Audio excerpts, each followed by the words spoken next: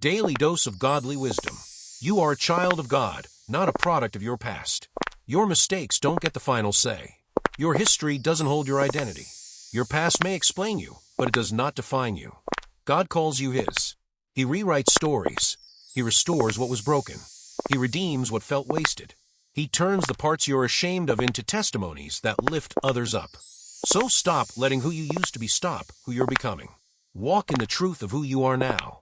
Chosen, forgiven, loved, set apart, strengthened, called by name.